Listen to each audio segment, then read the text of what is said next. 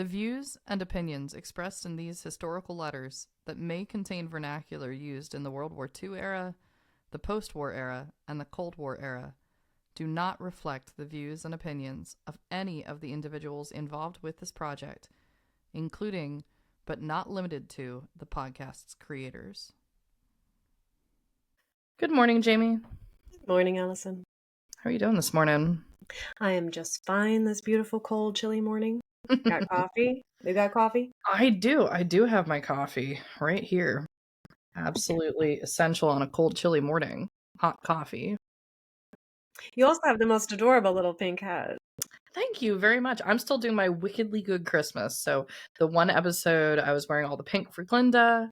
The next episode, I was wearing all the green for Elphaba. And now it all comes together for the pink and green united. Actually, I went to see Wicked a third time the other night. I wanted to see it on the IMAX before it left the IMAX because I just wanted to be totally, all my thoughts drowned out by all the sound of an IMAX theater, and I got exactly what I was asking for. And that film just gets better after repeat viewings because you pick up more of the details in the background. Mm-hmm. It's always funny, right, when you're watching like a really good movie and you're wowed by just what's going on. But then once you know what's going to happen, you're like, okay, I can kind of look behind the main characters and see what these extras are doing in the background. And they were superior as well. Every now and then I just keep looking to like more extras, and they're all so precise, and they did such a great job. So that was fun. But now I'm just waiting for the sing-along version to come out today. Yeah, I've been preparing. I got this. I have this record player that I got in the background. I added it to my office because records are back. Isn't that funny how history cycles? Oh yeah, records are in.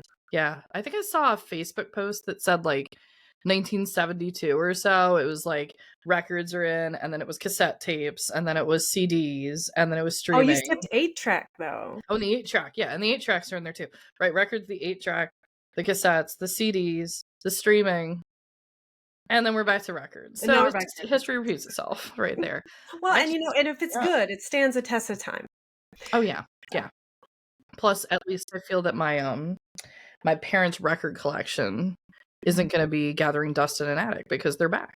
So you can enjoy them. Yes. Mm-hmm. But this is a very special episode because this episode is airing just a few days before Christmas. Oh my goodness, yeah. We would like to wish everybody in the Love Sweetie audience a very Merry Christmas for those who are observing the Christmas holidays. Happy holidays to everybody generally.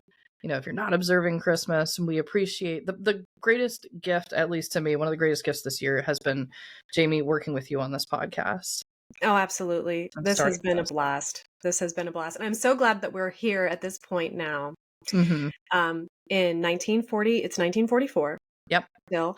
And it's the first Christmas. Well, it's actually Lou and Sweetie's second Christmas together. Yeah, it is. Mm-hmm. Oh yeah. But things are a lot different this year. Where she was in Atumwa, they were close to the family, they were still in Ima. This year we're in Kansas, and this provides a little bit of trouble in getting to see family for Christmas. It does. Yeah. It's certainly putting a little wrinkle in there. Now, Sweetie's grateful because Lou has not been deployed. Yes. She's getting another Christmas with her husband. So, second Christmas together. Downside, as you mentioned, Jamie, not in Iowa. She wants to be around family. Jeanne thankfully visited in the last episode. Yes. Oh my goodness. She saw people. So she's a little bit, satisfied with that. She understands, the situation that they're in. And so the plan so far, just decorate, have a quiet Christmas at home in Hutchinson, Kansas, in that little apartment that they're renting for $6.50 a week. I still can't get over that every time I buy coffee. But yeah, that's the plan. Is that plan going to happen? We're going to find that out today in this episode. If Christmas 1944 goes as expected. Remember, there's a war going on. So the likelihood of that might be a little lower than in other years. But to kick things off, it's a really fascinating episode. I was really looking forward to filming this episode, Jamie, because we've got 5 different documents that today's episode is based on for the end of 1944. And we've got 4 different speakers in the time period. So it kind of feels like the grand finale of 1944 because we have Sweetie today. We have Lou today. Awesome. We get to hear from him. Andrew Cassidy. Kudos to Andrew Cassidy for the narration for Lou. We have the good doctor himself, Chester. My favorite. Chester's got his own agenda today. Mm-hmm. And then at the very end, we have a special treat where we actually get to hear a few lines, a brief few lines from Lou's father, Sweetie's now father-in-law, Samuel, coming over from Pennsylvania. So we get to hear all these different voices, and we get to see some of the Christmas cards and some of the correspondences that are happening. So with that being said, we can start with Sweetie sending a Christmas card to, of course, her sister Jeanne. We got to start the right way. Send something to Jeanne. So, and here we go. Here's the text of the interior of this card. December 13th, 1944. Dear Jeanne, this does seem sort of juvenile, but the verse came closest to saying the things we'd like to say to you. So just pretend it is grown up and glamorous, but make the verse sound as sincere and full of good wishes as we mean it to be. Merry Christmas. And love, Lou and Sweetie. Mm. Yep. Now... And you have the card. I do have the card here. I'm going to wear the gloves because, of course, this is an item from the 40s. She said things are a little juvenile, not as glamorous, but we get this nice image of just the two cherubs, basically. With the Christmas tree in the window. And it just says happiness at Christmas time. That's what the text at the bottom has there. And on the inside, the text from the card, I love this too. We have an angel getting a new pair of angel wings out of the box. Oh. Yeah, darling. Mm-hmm. That's so pretty. And the text here reads, the biggest wish in all the world is still too small to say how much of Christmas happiness we wish for you today. And they sign it, love, Lou, and Sweetie. Mm. Now, that text did come from somewhere because, of course, she's not going to miss the opportunity to put a note into the card, to put a letter there. And that's where that text comes from because she writes at the bottom, she's like, open it up. Oh. There's more information inside. Yeah. So... Really, really darling little it's card. So nice to have a Christmas card from this time period. Yes, especially this time of year. Oh, yeah. And it's really hard, actually, usually with the cards. There's a lot of cards in the collection from Sweetie. However, it's sometimes ridiculously hard to date them. And I was talking to another family member, I forget which one, but Sweetie and Jeanne would reuse cards year to year. So you can kind of tell when it was sent originally, based on sort of the artwork, right? So this looks very like 40s, 30s, 40s, 50s. Oh, it does, yeah. It doesn't look like something produced in the 60s, 70s, or so on. But what would happen is they stopped signing them at a certain point. So they would just send the card, and then like another Christmas, it would be circulated back and forth. So they're reusing cards at a lot of times. So we know where it went. We know one side received it, the other side got back, and then the other side received it. Some of the cards in this collection might have been sent back and forth 5-10 times. But we do have a lot of them. But this one's clearly coming with the text from 44. So it's like History Detective with the cards a lot of the time. This one we can actually date to the right time. And you'll put that, and that'll be on the website for our video listeners. Yeah, we'll put the cards on there. Maybe I'll make like just a gallery that's just like Christmas cards and things like that. So across the years, people can see the various correspondences and the artwork for the cards that were in use. But yeah, that kicks off our Christmas episode. And I thought that's the good way to start. Let's start with, the season's greetings. Yeah. And then we're going to go into 4 days later. Sweetie's going to formally write a letter. And Lou's going to join her in this adventure.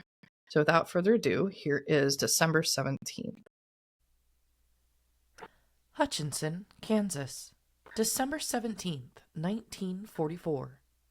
Dear Jeanne, first, here's Lou's folks' address. Mr. and Mrs. Samuel Graham, 936 Springfield Road, Collingdale, Pennsylvania. You might include Elizabeth in the address too, if you like. Lewis's dad was taken to the hospital for x-rays and complete diagnosis of what up to now has not been named by the doctor. He does not know just for sure what has made Pop so sick. He has told Lou's mom that he is quite worried about him, and so Lou wrote yesterday to have the doctor arrange for an emergency leave through the Red Cross. Of course, we don't know for sure that we'll go, but we are doing little things like deciding what we'll take, cashing checks for ready cash, checking train schedules. I hate like the dickens to do it, but we will have to cash in a couple of bonds to take along, just for safety. If it all comes about, and we're a little doubtful, it will have to be before January 1st in order to get emergency leave.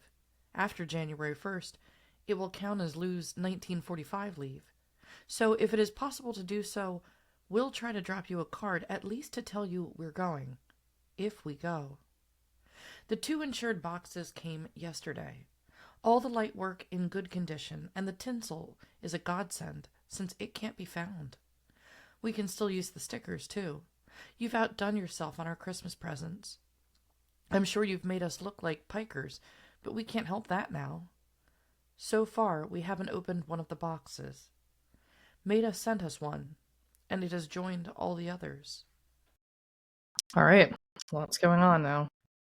Yes, what a horrible thing to deal with at such a time of year. Yeah. And especially, Kansas is not close to Philadelphia. No. We know those train schedules, and we know that they're going to at least have to get to Kansas City and through St. Louis to start heading towards Philadelphia. And this is a day-long trip. Oh, yeah, this is definitely 2 days, most likely. So, yeah. It's going to use up that leave. How much of the leave is just going to be transportation to see what's going on. So, but the worry here is really that Samuel is not doing well. And it's gotten to the point, I think we'd heard about Chester was writing to one of his sons in one of the letters about, I guess, a family friend whose father was sick, and they were arranging through the American Red Cross to allow the son to get back to the father's bedside. That's essentially what's going on here with Lou. If he's applying with the Red Cross, they're thinking, the worst could really happen here.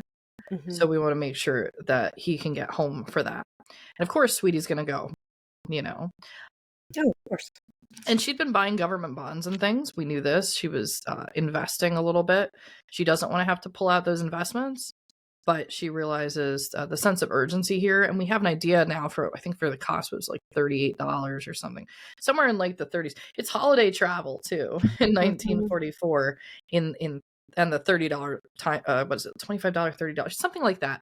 But in that time, of course, those dollars, not today's, yes, not today's $30 to get going over there. So, and they're hoping it doesn't happen because they want to preserve as much as that leave.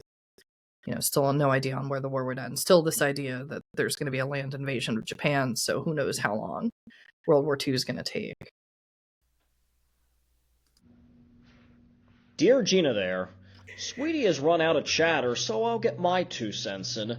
Received the 2 extra packages. You shouldn't ought to have done it. Anyway, thanks a million. Sweetie has told you of our trip home. I don't know if we will go or not. My mother has always exaggerated things, and maybe my dad's not as bad off as she makes out.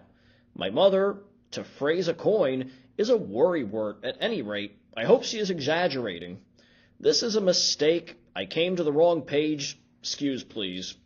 So sorry. Here's Sweetie.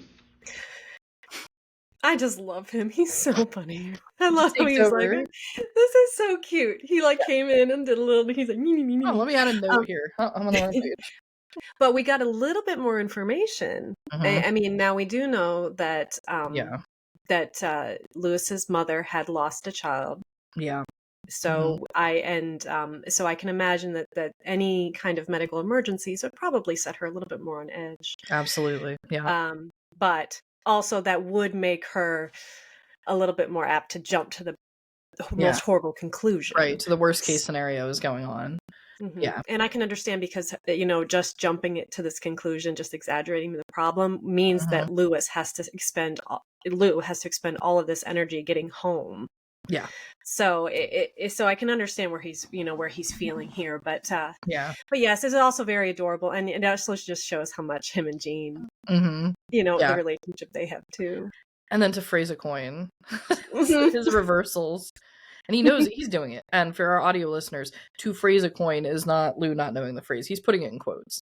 So he knows it's to coin a phrase, but he's having a little more Lou fun with it, I guess we could say. I guess so. We haven't bought our Christmas tree yet, but we're going to get it about Wednesday. We're just going to have a small one, like we had last year. Are you going home for Christmas? It is nearly time for LS to go, so if he's to mail this, I'll have to stop. Love, Sweetie, and Lou. Yep. No. So we get a little update. Yeah. And then it's the whole question of, like, are they going to go to Philly? Mm-hmm. Right, in the midst of this. They were planning that quiet little Christmas, Jean's sending the ornaments to Kansas. And that's fine, they're still setting it up. She's sending the tinsel, the presents, but are they going to wind up in Philly unexpectedly here? We are going to find out this episode. And we're going to find out. Yeah. Mm-hmm. So here's 2 days later. December 19th, 1944. Dear Jeanne, couldn't drag Sweetie out of here. She's just crazy about Philadelphia. We're staying 5 more days. My dad is a lot better. We'll write later. We leave here on the 1st of January and we'll be home the 3rd. Love, Lou and Sweetie. So I guess they did make it out to Philadelphia. Yep. Pretty quickly, too, because if we look at the timing of these letters, she's writing on December 17th. It seems like we're going, but we're not too sure. By the 19th, they're in Philadelphia. They're in Philadelphia. So I bet you that right after he mailed that, they went, that's amazing. And I do have, actually. And you have the postcard. I have the postcard here. Oh, lovely. From Philadelphia. Now, do you have your gloves on? I'm going to put my glove back on. There's a lot of need for putting gloves on in this episode because of some artwork and things. But here's the postcard of the time. We've got the interior of Independence Hall. And she likes to send these, especially, she usually sends these to her father because Chester wants to see the interiors of historical locations. This is the Declaration Chamber. Now that's going to be really important. And I'd like to remind our listeners that Lou is descendant of Timothy Matlack. He is the 4th great-grandson of the scribe of the Declaration of Independence, and he is well aware of this, that he's in the Matlack family, and Sweetie's married into it. So Sweetie's walking into this location and viewing this with a point of pride. She's married into the family of the scribe of the Declaration itself. And if people have the chance to go to Philadelphia and see Independence Hall and do the National Park Service tour of Independence Hall, I strongly recommend that you do. They've restored it beautifully. You can see the main chamber there with all the desks and all the... there's a lot of green. You can see the green curtains in there, that shade of green. You still see that today. So definitely something. And then on the back, you can see Lou's handwriting a little bit here. This is actually clean handwriting for him. This is pretty good for Lou. Lou's sometimes a little, I would say, messier with his handwriting. Yeah, it's certainly not Sweetie's handwriting. He's a little more like sort of bubbles and loops and things. Chester's handwriting is just... Oh, man. Something else. Listeners, I picked up a Chester letter one time, and I sat there for a good 20 minutes, and I was like, never mind. Now, my dad has said, have you found the letters where he writes over himself yet? I said, I haven't gotten to those yet. And I'm working actually right now for our listeners to know I'm working on transcribing the letters from 1953. I've yet to come across this. But there's apparently letters in the collection where Chester, to conserve paper, did the thing that I've seen in the letters of a Civil War colonel that I've been reviewing, which is they write, and he has that unique script, and then they'll turn the page and they'll write vertically across the script they've already written. And it takes a while to decode some of that because your eyes are trying to track like what loop and little... I can't even imagine writing like that, let alone reading it. Yeah, I've read it in the Civil War letters. You have to be really used to the particular cursive of the individual to be able to decode that. So for family, it would be slow reading, but they could get through it. But until you get to the point where you've read a lot of that person's script and sort of trained your eyes to see things, when you first look at it, you're like, what is this? So I'm waiting to see those, but he has a very precise script. And speaking of people that have sent some cards over, we don't have this one narrated, but we also have a card here that's homemade from Lou's brother Joe. And I wanted to bring this up on the screen so that people could see Joe's commentary here. Now, we really don't have a lot of letters from Joe. Joe was really busy, as we're going to find out. And he was already working, I would imagine, on this career. And I've mentioned it before. Joe was an actor. So Joe really likes to take photos of himself. And he has headshots and things. So he didn't send a card from Independence Hall or something he bought at the store. He made one showing himself. Are you serious? So here's the card. Oh my. The other half. So, and he's sending this, he indicates he's in Hyde Park. And he writes here, season's greetings from the old world and the old folks to the new world and the young folks. So he's always extra dramatic. I was going to say, he seems to have a flair for the dramatic. Oh, he does. He does indeed. And then from this picture, he wasn't in the Navy, but he was in the Army. He was in the Army. Yeah. And we've always kind of struggled with this to be like, was he actually in the Army or was he acting as someone that was in the Army? But he was actually in the Army during the war. He did serve. On the back of the card, because I'm holding the card here, handmade by Graham. Like, just in case you weren't sure that this was homemade, it was homemade. Thank you, Joe. He's like, no, I didn't buy this at the store. That's me. Yeah. And so the other thing is here, there's no date. This is another problematic card to try to date. But he's in his Army uniform. There's only so many years for the war. Jeanne had it. So that means it has to be 43 or 44. And the most likely time period is that this is from holiday 44. Really fun from Lou's brother Joe sending that over. At whatever point he sent it, we're not sure, but you can see his particular script, and these will all be on the website. For audio listeners, you'll be able to go and see him strolling through Hyde Park in the holiday card he made himself. Clearly not at holiday time, because the tree is blooming. But it's a beautiful card. It is. And it's so nice to have this kind of, these family correspondences. Yep. And it's also one of the few things we see from Joe. Joe just, again, he's busy acting a lot. He's going to be always running around in the background, but he was a character, and he kind of reminds me of it's the actor that played Mr. Banks in Mary Poppins. He's got that kind of a face. So whenever I think of Joe, I kind of think about that guy, and he was doing some stuff. He's working with radio. He's working with beginning of a lot more of television extras and stuff like that. There's been an attempt. I've been working because we do have specific episodes, but unfortunately a lot of the old 40s television shows are not digitized yet.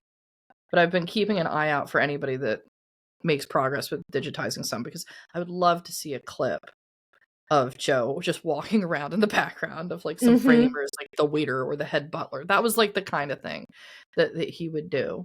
If Shutterfly existed when Joe was alive, he would have been making so many Shutterfly holiday postcards. Yeah. Oh, man.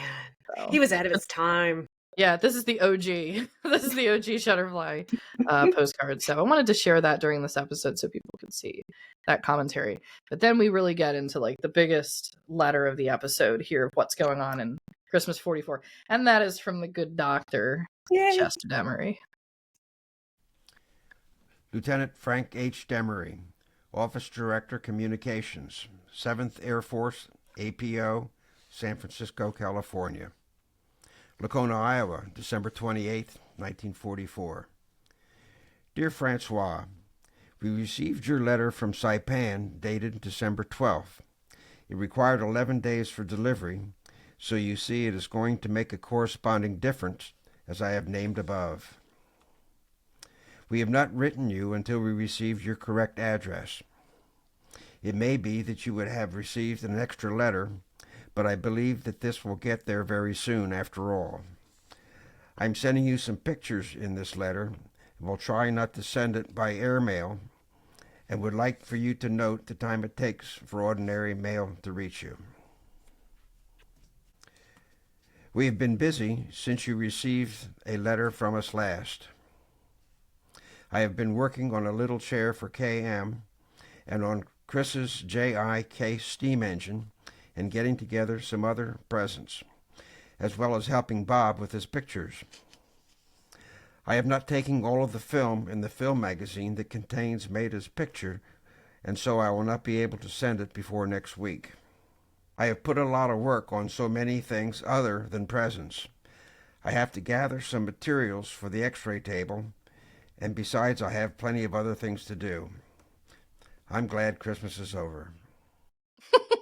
He seems like such a humbug. Right? Bah humbug. Bah humbug. So glad Christmas is done. Yeah. He's working on his projects. Yeah. Yeah, he's got his projects. And it's so funny because, well, it's not funny. I'm sorry. It isn't funny.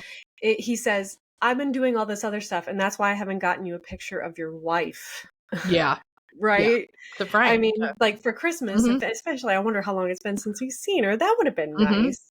Yeah. But Chester, I'm sure, had other important things to do. Right. How much do you want to bet that Laura runs around behind Chester and she's like, focus, you got to get this one done. Focus over here now. Yeah. I'm sure that there are times that she has to be like, weren't you? Like, he'll go off and be doing something else. He does sound to be a little scatterbrained.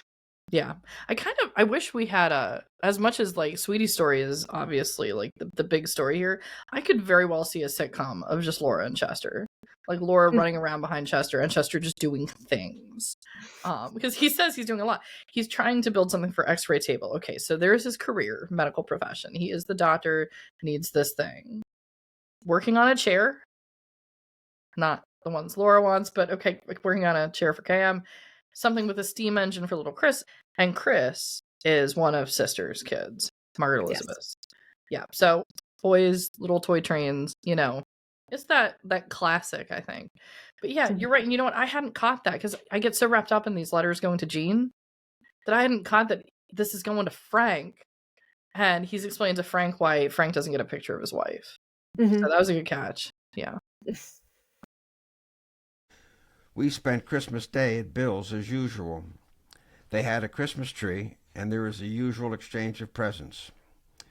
Sweetie was not there as she and Lou went away to visit his father at Philadelphia, ill in the hospital there. Lou does not think that he will be in the USA very much longer, as many of the returned sailors are taking the place of men in Lou's position. You may be surprised that Bob was here for the holiday season.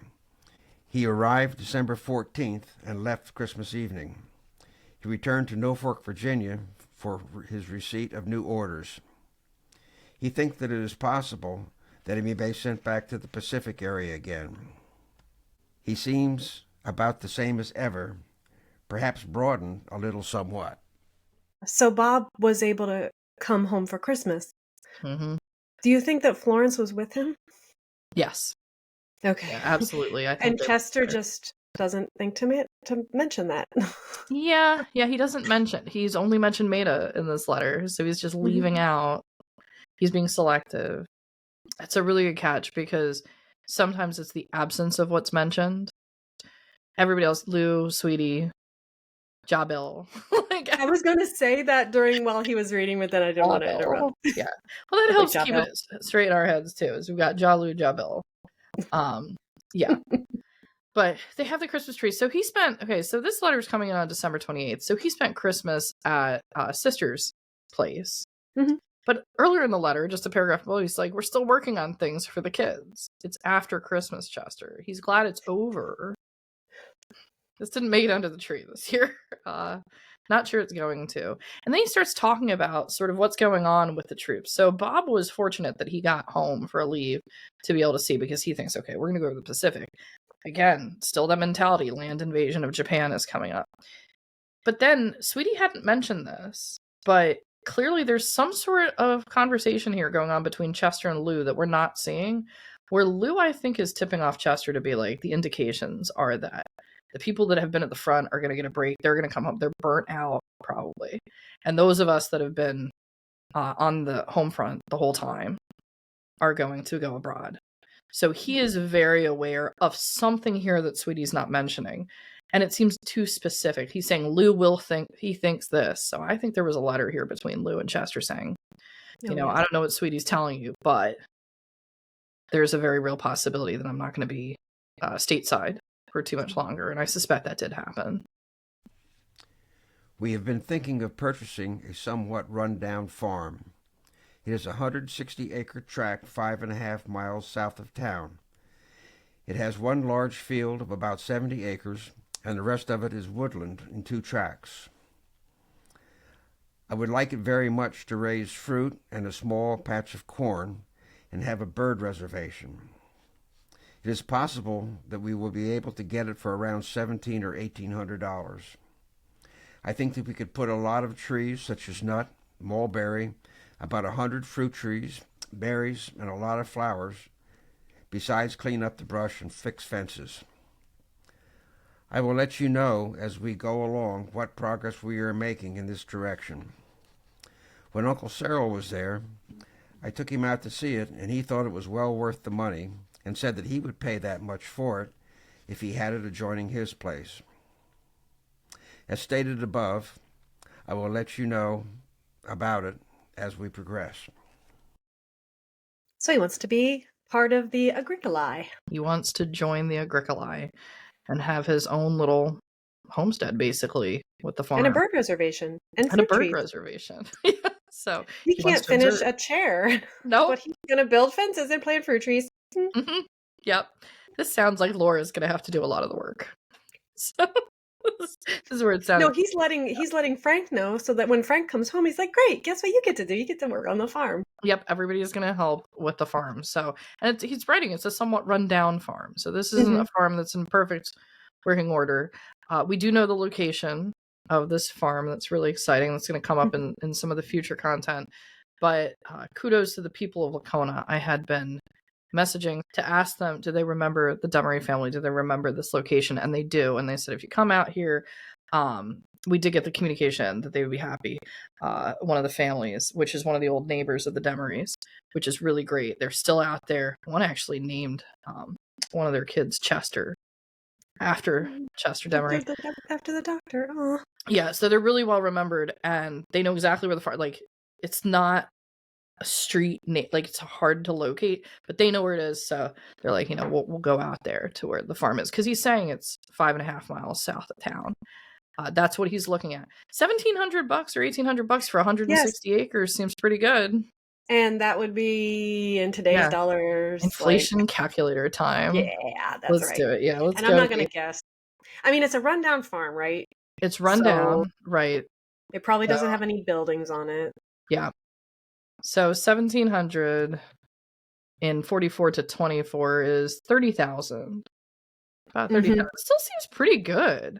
That seems like 30,000. If I get my calculator out here, what's that per acre? We could look at that. That sounds like a pretty good deal, even by today's standards. So, how rundown is this farm? I mean, without, I guess, giving too much information. Well, I have 3 acres, and that's how much I paid. Okay. Well, we paid. So that's 187 today's dollars per acre. So he's getting but that's also in Iowa. It's in Iowa, right? So we do have where there's land. Yeah. And here in Pennsylvania, there is not. Or if it is, it's on the side of a mountain or a hill. And my acreage is flat. Yeah, it's flat, which you can't find. So. Yeah. So I mean, that seems like, I bet you could go out and buy, but he took Cyril out there, and Uncle Cyril was like, yes. So Chester just got some validation on it too. So yeah, so he's thinking about this. He's like, I'm going to be a Agricolae. Laura's going to be like, I have a lot of work to do. So, but we know she can cook. So mulberries, the nuts, the fruit trees, the berries, corn. He wants to plant corn. You have to. It's Iowa. Right, you have to plant corn. I think there's a law. Otherwise, I would imagine that's default. And then the bird reservation, because he wants to bird watch, clearly.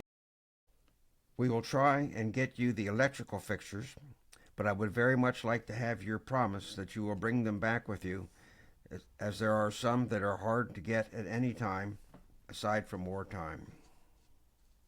No doubt you are having some interesting times at your present location, with the Japs visiting you at frequent intervals.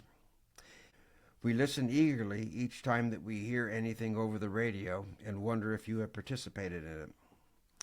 I would think that you would have occasion to get around and inspect some of the Jap planes that are shot down. Have you seen any of them? You should have a good opportunity to give us some interesting information on the weather on the island, as well as the size and general topography, flora and fauna of the place. I think that you should be able to write a whole letter on this subject alone. It may be that you do not have the time to do this. I will get the encyclopedia and try to look up some of these things myself. I know, right? I can just... Frank. Hey, while you're in the middle of being like shot at, Yeah. and being on a place that you don't know, can you like get me some samples? Can you do that? What's the weather like over there? The weather. No, but like seriously, what's the weather? Not just like it's nice. What is the weather actually like? The fauna. How much rainfall are you getting? Topography would be great. Maybe what? It's fine, Frank. Whatever. And then within the same paragraph, he does a 180 and he's like, I will look this up in the encyclopedia. And Frank's reading this letter like, you do that, Dad. Mm-hmm. Yeah. He's like, okay. Yeah, I'll send him like a picture of something. We got a war going on over here. Last I checked. Yeah. I mean, he seems very, and I wonder if this was a typical reaction with much of America. Like, they seem very removed from. He seems very removed. He's like, and it just like when he's like discussing planes being shot down and things like that. Like, and I understand that this is wartime. Mm-hmm. And that things are very awful, but it just... I think he's compartmentalized. I think that's what it is. Yeah. He's worried about his son being over there. That's going to be overarching. He knows his son's over there. I think there's a certain point where he's just separated that concern with just trying to be like, let me write this letter of the day-to-day for a sense of normalcy for Frank. And if this is the sense of normalcy, we can only imagine what's going on before the war and everything else, how they're so used to sort of these questions. I also like the encyclopedia. Encyclopedias, we have Wikipedia now. Everything's online.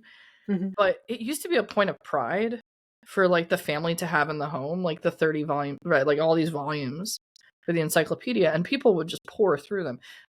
When I was, in school, it was Encarta. It was still, like, that kind of version on a computer. It wasn't until I was in college that Wikipedia started really becoming a thing. Well, I remember as a child we had the Encyclopedia Britannica. Yeah. Mm-hmm. And they were up on the bookshelf, and we would pull them down on occasion and just go through them. It's fun. And just look at stuff. Yeah. Mm-hmm. That's how you used to do it back in the olden days. Right. Like, for any of our Gen Z listeners, we went to a thing called a book, and we opened it, and inside said book was an index-like listing of all the things in the world that the book people thought were important. The book people. That was it, which was and we were just talking too about, like, last week we were talking about the card catalog and like how that's a completely different.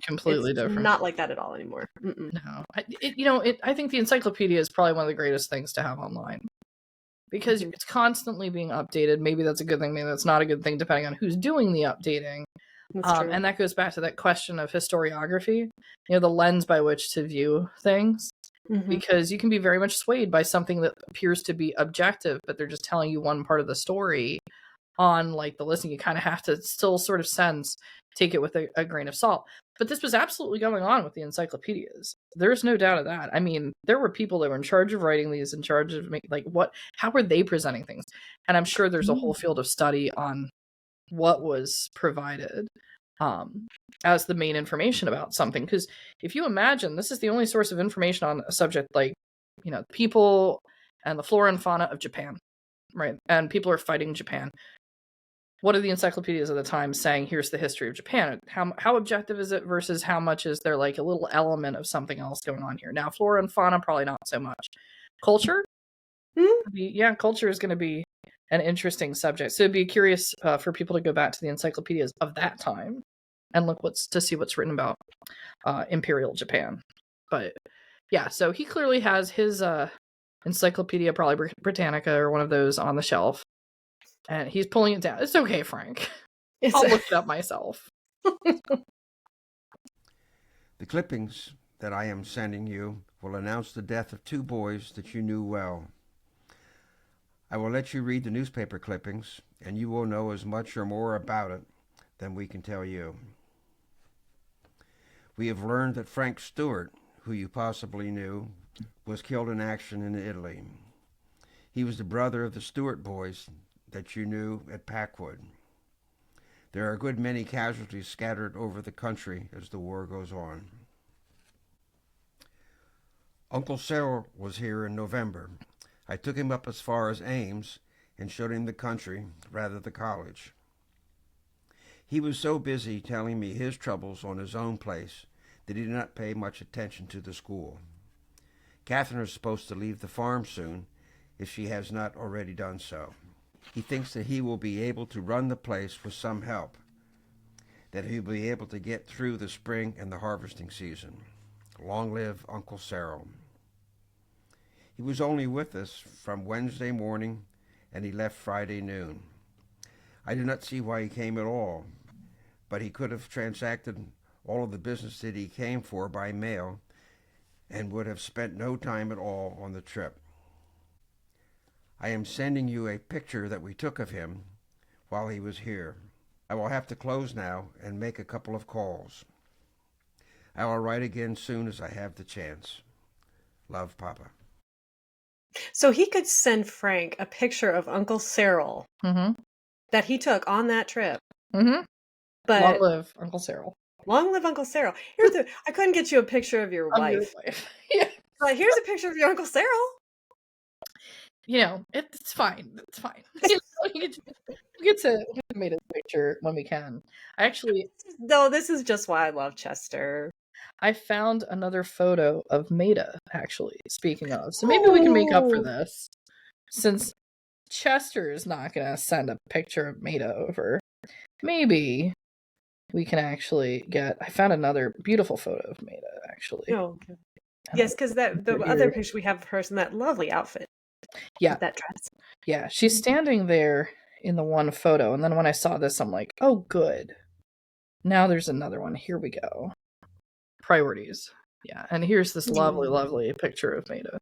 That's a lovely picture. So the picture Frank probably should have received at Christmas and did not. Yeah. He's like, well, this is a nice picture of Uncle Cyril. I wanted to see my wife. But anyway, it's a very lovely picture. I know, and we only all had that one. So yeah, this is very nice. We didn't have too many. When I came across this, I was like, oh, Maida, fantastic. And right from the time period, you can tell this is from the 40s. So it might even be the one that eventually he'll develop and send to Frank. We're not sure. Potentially, Sweetie has a copy of this because she was sent a copy from Chester. So it very well might be the one that was supposed to go to Frank this Christmas. But, Chester, he's in a lot of projects right now. Actually, he's probably supposed to be working on the projects, and I bet he's sitting with that encyclopedia reading about Japan. He probably or he's like taking people to the farm that he wants to buy. Right. He's scoping out the farm. So yeah, like let's go look at this farm. Yeah. I'm gonna plant all these trees. Yeah. Really. But still. I mean, I just love Chester. Yeah. So but that is not the end of our episode today. Right. We get this one other note in there. So it's really fascinating to me that for this Christmas, we actually get to see what that Christmas was like 80 years ago. And we find people in different places, right? Chester doing things, being distracted, working on a lot of stuff in Iowa. And from Chester's letter, we find out where Bob was. We find out where Frank is. We find out all the others, what's happening with the grandkids on that side. We find out also from Sweetie and Lou's letters that they're in Philadelphia now because there's a concern about Samuel's health, Lou's father. So the family's more divided, but we do get a good amount of content. And I was just so happy to bring this to everybody this episode that you can sort of get the idea of how Christmas 44 went. But there is still that lingering question of Samuel. Yes. And with regards to Samuel, we have one document from. Now, I've been looking for a big document a big artifact from Samuel, which is a book of engravings. Samuel worked at the jewelry company, very famous jewelry company in Philadelphia, Bailey, Banks and Biddle, as an engraver. So he had to be, and I want to bring this up because it's important, he had to be very precise with fine details for things. what we have here is a couple of lines from Samuel. It's the only written note I've found from him completely. And notice the handwriting. This is going to be brought up on the screen, and we'll put this up on the website for our audio listeners. Notice the handwriting is not good. So we can start to see that he is truly not well, because here's an individual where his trade is based on precision, engravings for jewelry at like the elite level of jewelry in Philadelphia at the time. But my father, I turned to him and I said, do you think you could also voice your other grandfather here just for a moment? So here is the Christmas card that Samuel is going to send to Jeanne. Everybody has a relationship with Jeanne. This isn't going to Lou and Sweetie. They're not forwarding it on. He writes directly to Jeanne. So everybody loves Jeanne. And here's the one written document so far that we've found from Lou's father. Jeanne, I came home from the hospital last night, and thanks to Kay and Louis, I'm much better. Excuse the blots and the writing. Pop Graham. That's it. We've got the text here. This is a Christmas card for the people audio only listening. In your home, happiness in your heart, contentment, and joy at Christmas, and in the new year, much gladness for you. And he just writes this note saying, I'm home from the hospital. We're grateful for that. Excuse the blots in the writing. The ink is staining. He can't control the pen. This is an engraver that clearly can't use his hands anymore.